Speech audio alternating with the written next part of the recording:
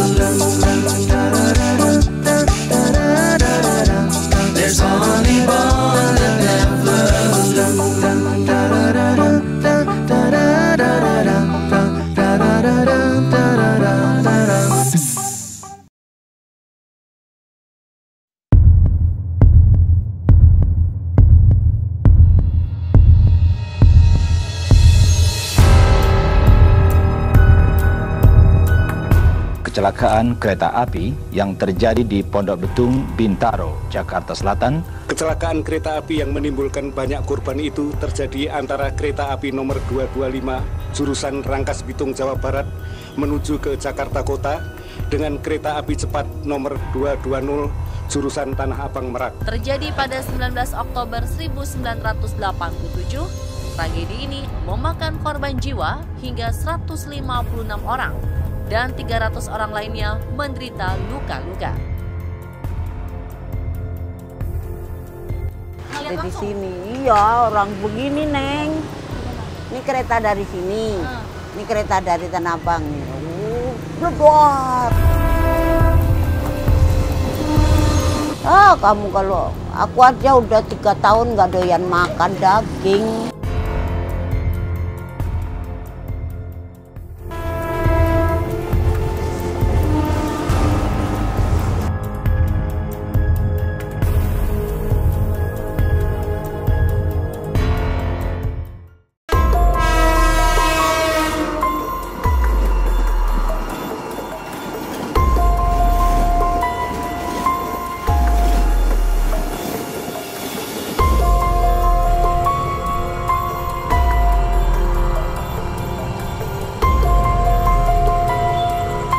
Bismillahirrahmanirrahim. Assalamualaikum warahmatullahi wabarakatuh. Teman-teman semua, selamat datang kembali di Kamis Misteri The Sungkars Family.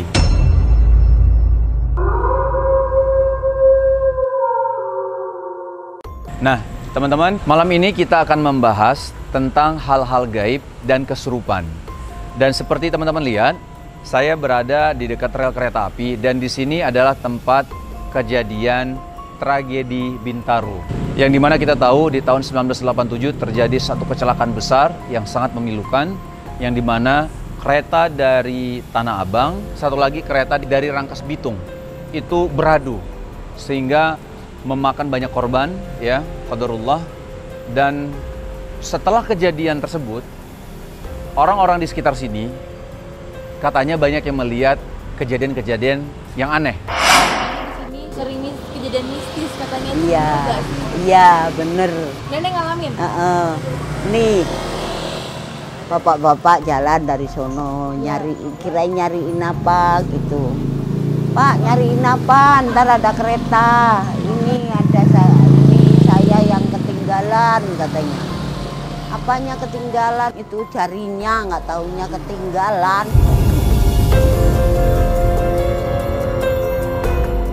Seperti ada orang yang memakai jubah hitam, ya, terus tidur di tengah rel menunggu untuk dilindas kereta. Ada juga yang melihat orang-orang yang memang melewati di sini yang menurut mereka itu kayaknya ini bukan manusia deh, gitu. Dan hal ini nanti akan kita tanyakan kepada Ustadz Ibrahim Soleh, karena bagaimanapun juga Di dalam Islam ada sesuatu yang gaib itu ada. Hal yang gaib itu kita memang harus kita percaya. Tapi kalau untuk hal yang seperti ini, kita harus bertanya juga ya. Dan ada juga nih soal ketika di di kereta katanya ada yang namanya setan budek. Di mana ada orang-orang yang katanya tidak bisa mendengar apapun, sehingga tiba-tiba kereta sudah begitu dekat dengan kita.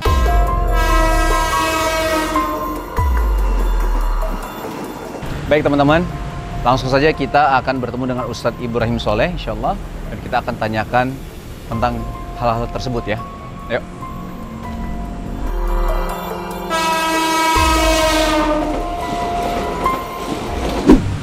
Assalamualaikum Ustaz. Waalaikumsalam warahmatullahi. Saya Ustaz ya? Alhamdulillah. Afwan nih jadi ganggu lagi deh. Antum sekeluarga sehat ya? Alhamdulillah Ustaz ya, Masya Allah. Ustaz, dari video yang tadi kita lihat gitu ya, dan memang pembahasan malam ini, Kamis Misteri malam ini tuh kita bahas tentang hal yang gaib Ustaz. Dan terus hal tentang kerasukan, kita akan bahas ini. Ya, untuk yang pertama nih Ustaz, langsung saja nih, saya mau tanyakan nih Ustaz soal dengan lokasi sekarang ini Ustaz. Nah, ini yang kita tahu memang di tahun 87 itu ada tragedi besar ya Ustaz ya, di mana ada kecelakaan ya, kecelakaan sangat besar ya, kita bilang antara kereta sama kereta Ustaz.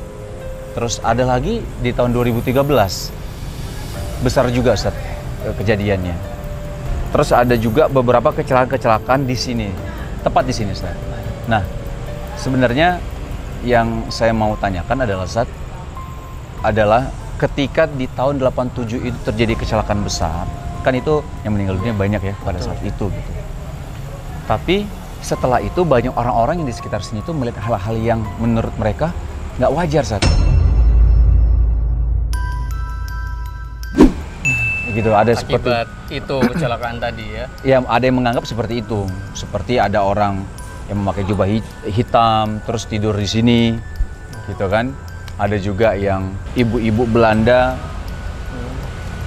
Orang kan kayaknya aneh ya, pakai baju Belanda dulu Ustaz. Itu berjalan di sini menyeberang gitu. rel ya. Dan ada hal-hal yang gaib lainnya. Dan ada kecelakaan-kecelakaan yang terjadi setelah kejadian tahun 87 itu. Ini ada sangkut pautnya nggak sih Ustaz sebenarnya? Kalau kita bilang, karena ini kan suatu hal yang gaib juga sebenarnya kan?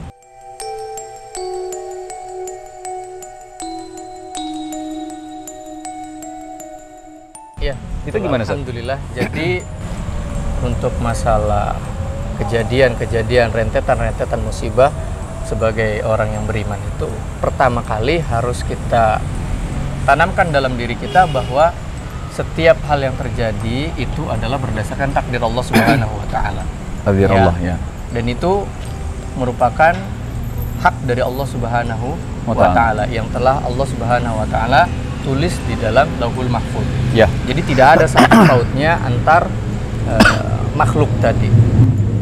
Lalu yang kedua adalah orang yang sudah meninggal. Nah ini ya, orang yang sudah meninggal akibat kecelakaan atau apa, pada dasarnya orang yang meninggal, manusia yang sudah meninggal itu tidak akan mungkin bisa berubah jenis menjadi jenis yang lain. Manusia meninggal tetap akan menjadi manusia, tidak akan mungkin berubah menjadi jin. Oke. Nah, seperti layaknya hewan pun mati tetap menjadi hewan. Maka aneh kalau misalnya manusia lalu meninggal, dia berubah menjadi jin. Nah, adapun sosok-sosok penampakan-penampakan yang dilihat oleh sebagian masyarakat di lokasi ini, itu tidak lain dan tidak bukan adalah jin yang menampakkan diri mereka menyerupai korban-korban. Atau memang hal-hal yang membuat semakin mistis ya daerah ini.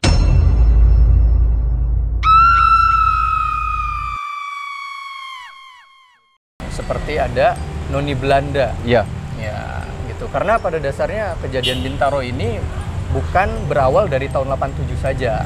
Gitu ya. Belum tahun 87 bukan pertama? Iya, itu bukan yang pertama. Sebelumnya juga sudah ada tragedi-tragedi. Oh, tapi maksudnya yang besar pada saat itu 87 ya? Betul, ya. Dan hal-hal itulah yang dimanfaatkan oleh jin untuk meruntuhkan keyakinan seseorang itu terhadap minimal itu terhadap takdir. Takdir ya. Ya, sehingga setiap kejadian-kejadian itu dikaitkan terhadap kejadian yang sebelumnya, bukan dikaitkan kepada Allah Subhanahu wa Ta'ala. Nah, ini bahaya sekali buat orang yang beriman, gitu ya. Dan pada dasarnya orang yang sudah meninggal, dia urusannya dengan siapa?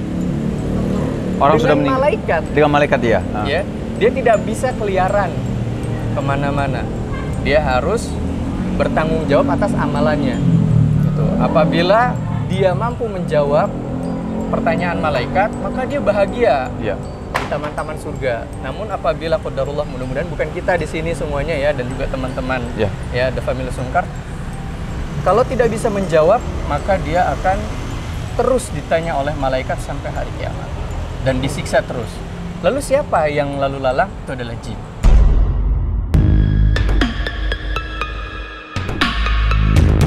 Oke. Itu adalah jin ya berarti Ustaz ya? Betul. Karena memang penampakan-penampakan itu orang ada menyangkut pautkan memang, seperti wah ini yang waktu itu kecelakaan. Ada beberapa orang yang melihat kok cuma kakinya doang yang kelihatan gitu. Itu juga kan jadi satu hal yang membuat orang bertanya-tanya kan. Nah, jadi teman-teman semua yang harus diyakinkan lagi adalah bahwa ketika manusia ya kalau sudah meninggal dunia ya tetap jadi akan manusia, tapi alamnya jadi berbeda ya Ustaz ya. Di alam barzah gitu ya. Tapi ada nggak sih Ustaz yang namanya bahasanya orang bilang wah ini karena kecelakaan mereka ini gentayangan karena jadi arwah penasaran gitu. Jadi gimana, Ustaz? Yang namanya takdir itu tidak bisa dua opsi. Kalau dia lewat sini dia meninggal. Seandainya, nah pakai kata-kata seandainya ini juga jebakan setan. Seandainya dia tidak lewat sini dia pasti hidup, tidak. Ya, takdir Allah itu pasti berlaku. Pasti berlaku. Jangan ngomong seandainya ya. Iya, betul. Takdir Allah itu pasti berlaku, dan setiap orang yang korban yang meninggal di sini itu memang di catatan takdir mereka umurnya sudah sesuai yang digariskan oleh Allah Subhanahu wa Ta'ala. Takdir ilahi. Dan memang mereka umurnya segitu. Tidak dikurangin karena ajal seseorang ya jika sudah datang dia tidak akan bergeser baik mundur ataupun maju. Oke. Jadi teman-teman udah jelas ya, manusia sudah meninggal dunia itu alamnya sudah berbeda, namanya alam barzah. Jadi hati-hati juga tadi Ustadz sampaikan, jangan ada ngomong seandainya saya tidak lewat sini berarti tidak ada tabrakan. Itu hati-hati, itu permainan setan juga ya Ustadz ya. Betul. Permainan juga itu, dalam arti memang ini semua udah adalah takdir Allah gitu.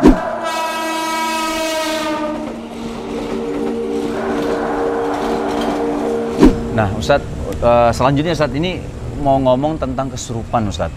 Kesurupan itu kalau kita lihat di beberapa tayangan Ustadz ya, ataupun ada beberapa ya kita bilang tayangan ataupun video, itu beberapa orang yang kesurupan, dia terkadang dia menyebutkan sesuatu kayak misalnya, kamu siapa?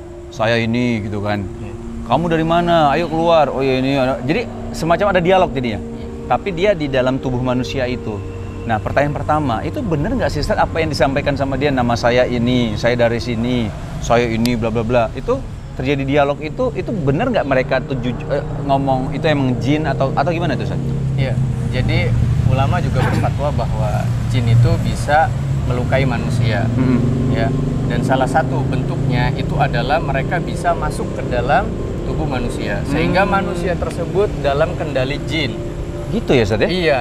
Jadi mungkin ada orang yang beranggapan di sini banyak jin karena terjadinya sebuah peristiwa begini dan begitu, di sini dimanfaatkan oleh jin. Lalu orang yang pikirannya itu tidak fokus ya, dan juga kurang berzikir kepada Allah, itu sangat mudah untuk dimasuki oleh jin itu tadi.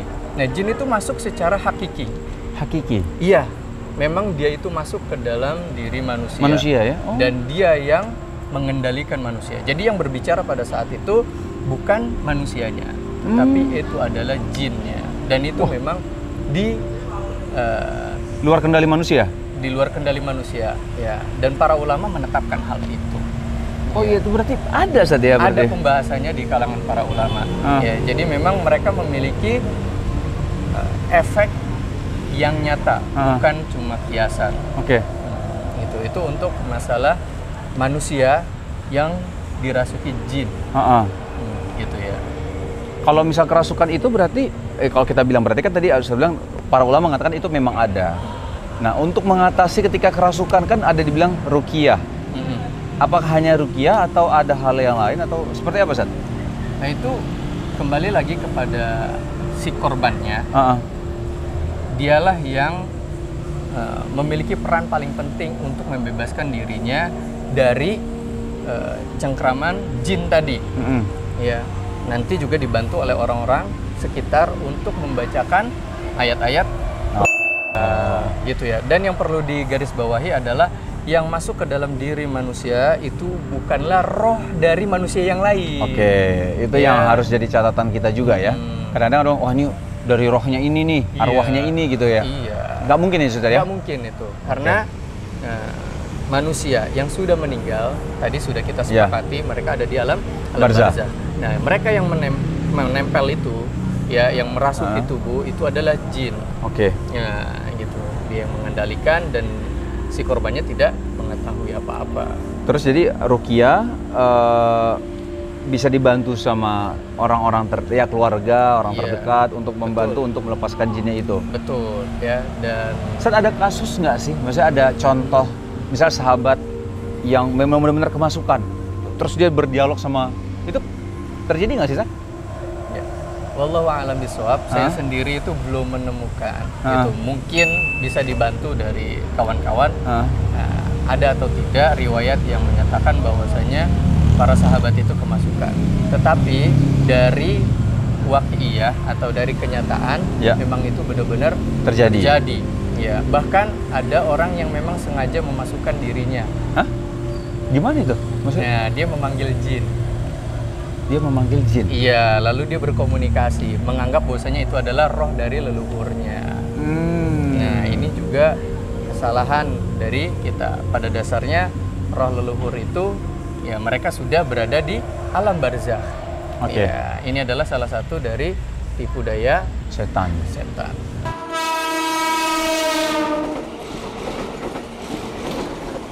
Berarti emang nenek udah sering banget ngeliat kejadian kayak gitu ya? Iya. Sampai udah biasa kayaknya. Udah biasa ya, udah. Aku biasa. Nenek bilang gini, sini kamu, jangan di jalan kereta. Nggak nyautin, jalan aja udah ke sono. Balik lagi ke sono. Balik lagi ke sono. Balik lagi. Itu bukan orang berarti.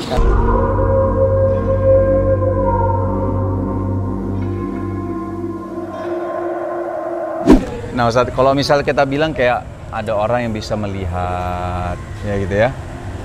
Itu sebenarnya gimana, Ustaz? Maksudnya apakah dari yang melihat itu juga, kan kita sebenarnya kan nggak tahu ya, Ustaz ya, kalau yang saya baca di Quran tuh ada kan tuh bahwa kita itu nggak mungkin bisa melihat mereka bisa lihat kita gitu.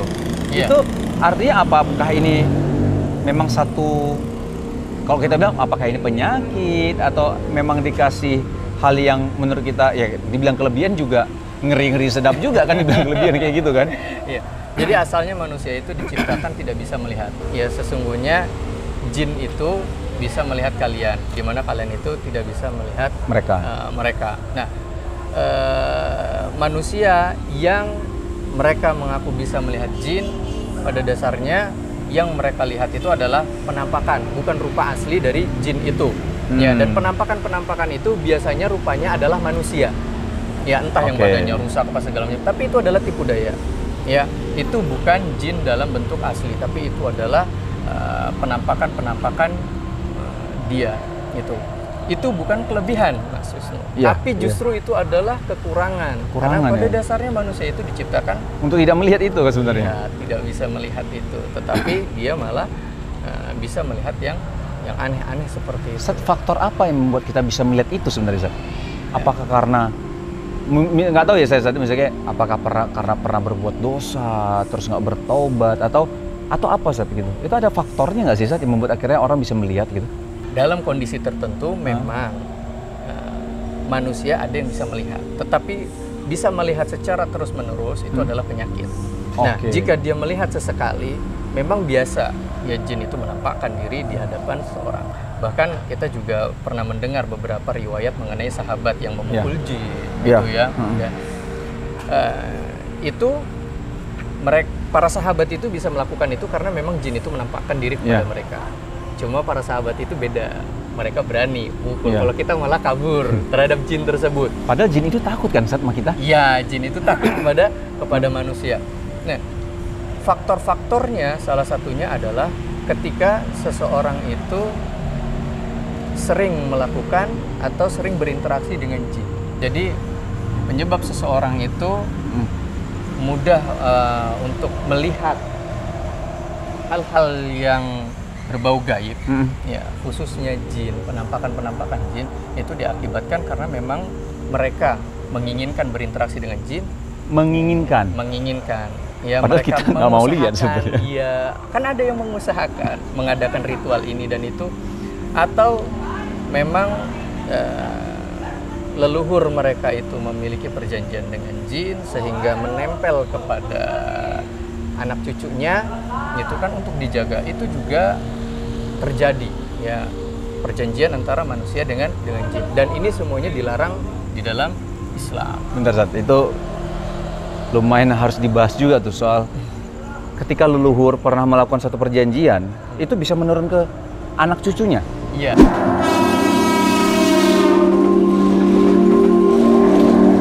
Saya pernah dengar pertanyaan ini, ada orang yang minta dibuka mata batinnya. Itu maksudnya apa sih, Zat? Dibuka mata batin bisa melihat? Itu dia tadi. Gitu? Memang orang tersebut menginginkan untuk bisa melihat. Ya. Zat, ada keuntungannya nggak sih, Zat, untuk bisa melihat? Maksudnya kalau kita kan bahasanya ngapain ngeliat yang kayak gitu kan? Betul. Ya, itu justru itu adalah kekurangan dan bisa mengakibatkan dia itu lebih sering berinteraksi dengan jin, di mana manusia itu sangat-sangat dibatasi.